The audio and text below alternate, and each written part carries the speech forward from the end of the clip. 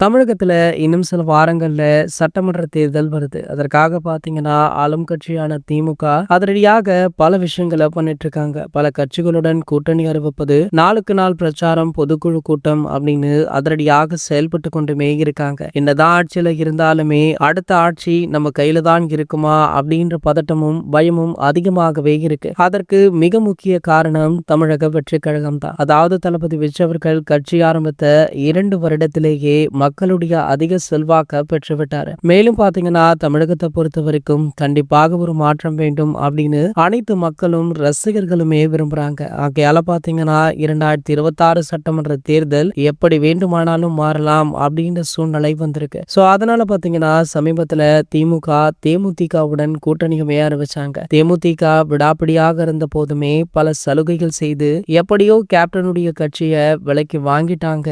அப்போதே தற்போது திமுகவுடன் கூட்டணி அமைக்கப்பட்டது மிகப்பெரிய சர்ச்சையாச்சு. காரணம் என்ன அப்படின்னு பாத்தீங்கன்னா, கேப்டன் இருந்த பொழுது திமுக தான் கேப்டன் அவர்களை மிக மோசமாக விமர்சனம் பண்ணியும் பேசியிருந்தாங்க. சோ அப்படிப்பட்ட கட்சியுடன் கூட்டணி அறிவிச்சிருக்கீங்களே பிரேமலதா விஜயகாந்த் அப்படின்னு சொல்லி கேப்டன் ரசிகர்களே வசை பாடினாங்க. இந்த நிலையில பாத்தீங்கன்னா அதற்கும் ஒரு படி மேலே சென்று புதிதாக டிஃபெண்டர் கார் வாங்கியிருக்காங்க. இந்த காருடைய விலை பாத்தீங்கன்னா கிட்டத்தட்ட 2 கோடிகளுக்கு மேல வருது. சோ திமுக கொடுத்த பணத்துல தான் இந்த காரை வாங்குனீங்களா அப்படின்னு சொல்லி பலருமே விமர்சனம் பண்ணிட்டு இருக்காங்க. குறிப்பாக தமிழக வெற்றி கழகத்துடைய தொண்டர்கள், ரசிகர்கள், ஏன் தலைவரான தளபதி விஜய் அவர்களே செம கடுப்பில் இருப்பதாக சொல்லப்படுது. இது போன்ற செய்திகளை பத்தி நீங்க உடனே தெரிஞ்சுக்க நம்மளுடைய சேனலை மறக்காம சப்ஸ்கிரைப் பண்ணிக்கோங்க.